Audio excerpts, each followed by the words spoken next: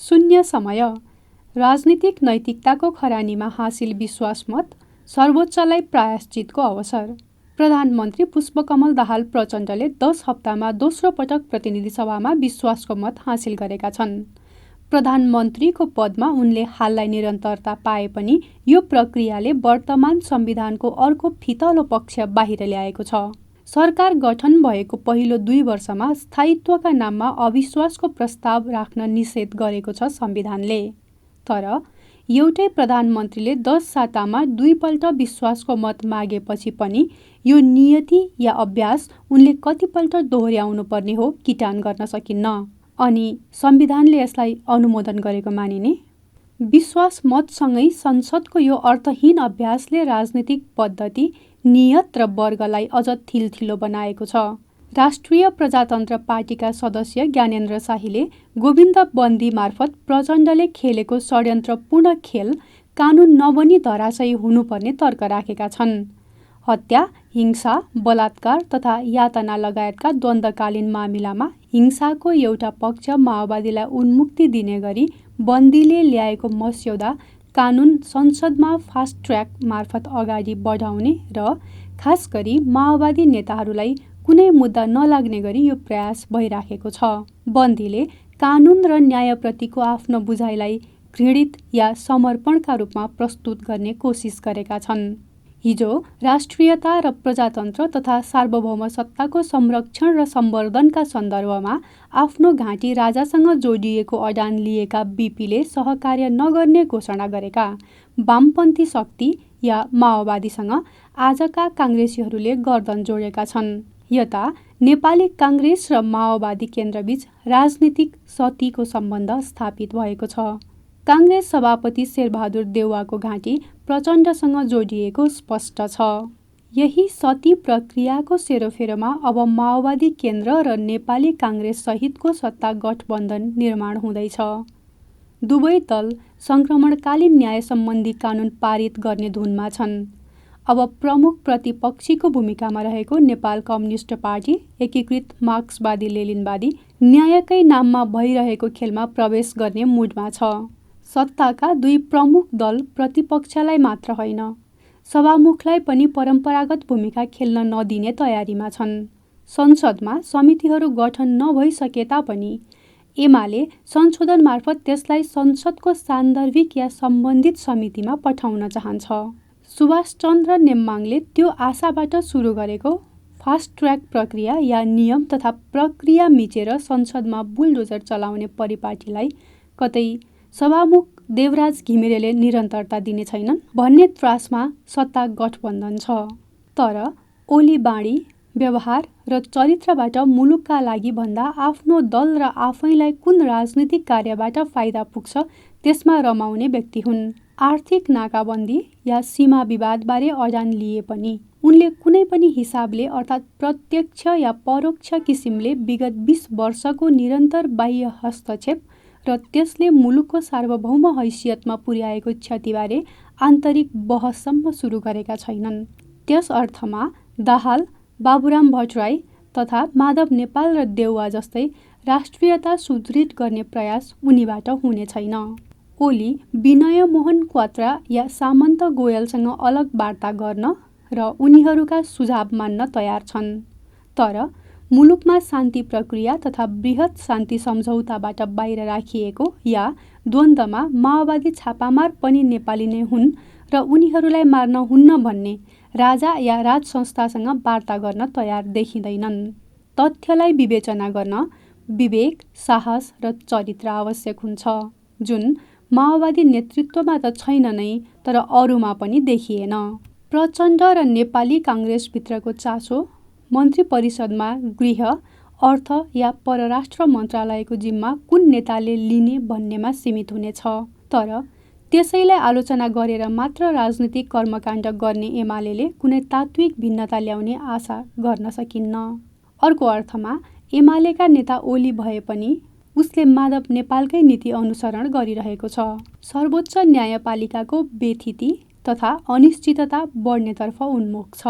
प्रधान न्यायाधीश हरिकृष्ण कार्कीको नियुक्ति या अनुमोदन प्रक्रिया कहिले सुरु होला भन्न कठिन छ। ओलीले प्रतिनिधि सभा विघटन मामिलामा फैसला दिने न्यायाधीशहरूलाई सार्वजनिक रूपमा आलोचना गरेका छन्। हुन सक्छ यता आएर आम नरसंहार मामिलामा प्रचण्डलाई कारण देखाऊ आदेश सर्वोच्चले जारी गरेपछि ओली केही हदसम्म प्रफुल्लित होलान्। तर कार्यकारी हितका लागि सर्वोच्चको हैसियत, निष्पक्षता, साहस र न्यायिक छविमा भएका सम्झौतामा अंकुश लगाउन ओलीले कहिल्यै प्रयास गरेनन्। बरु उनले राज्यतर्फ तेर्स्याउनु पर्ने आक्रोश दुर्गा प्रसाईतर्फ सोझ्याएका छन्। मुलुकमा सहकारी तथा लघु वित्तद्वारा भइरहेका साना किसान तथा निम्न आय स्रोतका व्यक्तिहरूको ठगी, त्यसकारण व्यवस्थामा आत्महत्याको श्रृङ्खला विरुद्ध उनी उभिएका छन्। सहकारी र लघु वित्त निकै हदसम्म राजनीतिक दलहरूको संरक्षणमा छन्। संस्थागत तथा सिलसिलाबद्ध रूपमा भइरहेका आत्महत्यामा ओली लगायत राजनीतिक दल तथा सरकार उदासीन छन्, मौन छन्। आम जनताले दुर्गा प्रसाईको आह्वानमा भइरहेको आन्दोलनलाई फरक दृष्टिकोणले हेर्नुको एउटा कारण छ। यो व्यक्ति राजनीतिज्ञ या कुनै दलको नेता होइन। अर्थात् राजनीति आम जनताको नजरमा घृणाको विषय बनेको छ। नेताहरू भ्रष्टाचारका संरक्षक बनेका छन्। राजनीतिक बेथितिसँगै भ्रष्टाचारका यी प्रत्यक्ष उदाहरण बीच नै अर्को एउटा डरलाग्दो सङ्केत मुलुकको राजनीतिको क्षितिजमा देखा परेको छ। गत वर्ष फागुनमा संसदले शेरबहादुर देउवा र प्रचण्डको मिलेमतोमा millennium challenge corporation Nepal compact अनुमोदन गर्यो, अर्थहीन व्याख्यात्मक टिप्पणीका साथ। उक्त कम्प्याक्टले कुनै सामरिक महत्त्व या सैन्य हित या पक्ष नबोकेको दाबी नेपाल सरकारले गरे पनि एमसिसी अनुमोदन लगत्तै नेपालले संयुक्त राष्ट्रसङ्घमा रुस विरुद्ध निन्दा प्रस्ताव पारित गर्यो, युक्रेनमाथिको आक्रमणलाई लिएर।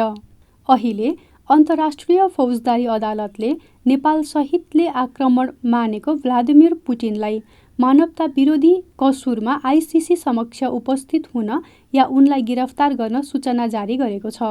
सामान्य बुझाइमा यो नेपाल सरकारको जित कूटनीतिक दूरदर्शिता मानिनुपर्ने विषय हो, किनकि हेगले नेपालको अडानको मान्यता र चाहनाको अनुमोदन गरेको छ।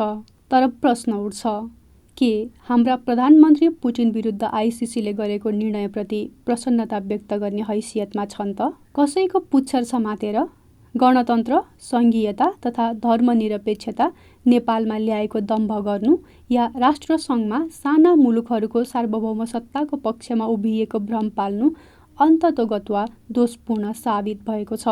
आज पुटिन विरुद्ध जे आरोप आइसिसीले लगाएको छ, उनले र बाबुराम भट्टराईले नेतृत्व गरेको सशस्त्र विद्रोहका उपल्ला नेताहरू विरुद्ध नेपालभित्रै त्यस्ता आरोपहरू लागिरहेका छन्।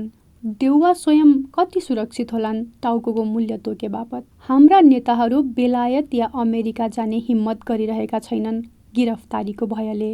यो नियति प्रचण्डको मात्र होइन, सबैको हो। यो सामूहिक व्यवस्थालाई प्रचण्डले द्वन्द्वमा मारिएका सबैलाई शहीद घोषणा गर्ने र अयोग्य मानिएका लडाकुहरूलाई समेत ढुकुटी रित्याउँदै भारी रकम निकासा गर्ने निर्णय गरेर मुलुकमा लुटतन्त्रलाई बढावा दिइरहेका छन्। यो त्यस बेला भइरहेको छ जब कर्मचारीलाई तलब दिन धौधौ भइरहेको छ। एमसिसी अनुमोदन लगत्तै नेपालले राष्ट्रसङ्घमा रुस युक्रेन सम्बन्धमा लिएका अडानले त्यो अनुमोदनमा अमेरिकी हितको वर्चस्वलाई नेपालले स्वीकार गरेको अर्थ लाग्दैन भन्नु मूर्खता हो। हालै भएका केही अमेरिकी उच्चस्तरीय यात्राहरूले आन्तरिक विषयमा नेपालको स्वतन्त्र आत्मनिर्णयको अधिकारलाई कसरी प्रभावित गर्ने कोसिस भएको छ र कसरी चीनसँग द्वन्द्वको परिस्थितिमा नेपाल धकेलिँदैछ बुझ्न आवश्यक छ। प्रचण्डको रातो क्रान्ति विस्तारवाद र साम्राज्यवादको अनुमोदनमा रूपान्तरित भएको छ। देउवा त्यसको निकटतम मतियारका रूपमा स्थापित भएका छन् जनताको नजरमा। असंलग्नतालाई निजी र दलीय फाइदाका लागि त्यागेको आरोप बाहिरबाट मात्र होइन, उनीहरूकै दलभित्रबाट लाग्न थालेका छन्। अमिताभ बच्चनको प्रख्यात र लोकप्रिय डायलग "ये जीना भी कोही जीना है लल्लू" लाई हाम्रा नेताहरूले चरितार्थ गरेका छन् आफ्नो जीवन र कार्यशैलीमा। फरक यति हो, डायलगमा अमिताभ बच्चनले आत्मनिरीक्षण भावमा बोलेका थिए। राजनीतिमा आत्मनिरीक्षणको संस्कृति मरेको हाम्रो मुलुकमा जनताले नेताहरूलाई यो प्रश्न सोधिरहेका छन्। उनीहरू नबुझे जसरी मौन छन्। तर यो अटेरी मौनताको आयु सकिएको छ। अब संसदमा अब प्रश्नहरू उठ्न थालेका छन्। हो, केही सांसदहरू लठैत प्रवृत्ति भएकाले उनीहरूले त्यस्ता प्रश्न आउँदा हल्ला र अवरोध खडा गरी आफ्ना नेताहरूलाई बचाउने प्रयास गर्छन्, प्रजातन्त्रको प्राण मानिएको जवाफदेहिताको सिद्धान्तको मूल्यमा। तर त्यो कुराजनीतिक शैली रहने कि प्रजातान्त्रिक शैली? शान्ति प्रक्रिया र परिवर्तनका नाममा 8 दल र उनीहरू मार्फत भित्रिएको राजनीतिक लेनदेन, एकाधिकार र हरेक किसिमका अपराधमा उन्मुक्तिको संस्कृति पनि भत्किन थालेको छ। प्रचण्ड र देउवाले यो पद्धति थाम्न सक्दैनन्। यो बीचमा न्यायपालिका अर्थात् सर्वोच्च न्यायालयले कसरी आफूलाई आत्मनिरीक्षण, समीक्षा र सुधार अर्थात् प्रायश्चित गर्छ। शान्ति प्रक्रिया र आमूल परिवर्तनका नाममा उसले कार्यकारी र राजनीतिक दलप्रति देखाएको समर्पण भावका लागि उसको सर्वाधिक ठूलो चुनौती हो। बिटुलिएको अर्थात् विचलित न्यायपालिका पूर्ण अन्यायपालिकामा रूपान्तरित हुँदा दल, नेता र कार्यकारीले अत्याचारी बन्ने र सार्वभौमलाई अवमूल्यन गर्ने अवसर पाउँछन्। हामीले विगत 16 वर्षमा त्यो देखेका, भोगेका छौँ। आगामी दिनमा सर्वोच्च अझ बढी जनताको निगरानी तथा सम्भावित हस्तक्षेपको निशाना बन्न सक्छ। सडकमा भिड ओर्लन र उर्लन थालेपछि बानेश्वरबाट संसद जति टाढा छ त्योभन्दा खासै टाढा सर्वोच्च अदालत छैन। मर्ता क्या नकर्ता को मुडमा जनता धकेलिँदैछन्। प्रधानमन्त्रीले दोस्रो पटक विश्वासको मत पाउनु उनको क्षमता र उनीप्रति जनताको विश्वासको अटुट निरन्तरता होइन। यो लेनदेनको र पराश्रित तथा परिचालित राजनीतिको निरन्तरता मात्र हो। प्रचण्ड या 2063 को राजनीतिक परिवर्तनका कथित नायिके विवश हुनु, विवश देखिनु र राजनीतिक अनिश्चितताको डिलमा उभिनु नै वर्तमान कुपद्धतिको शीघ्र पतनका अकाट्य सङ्केत हुन्। कागजी कानुनमा बदनियतपूर्ण संशोधनले अहिलेको खलनायकलाई बचाउने छैन।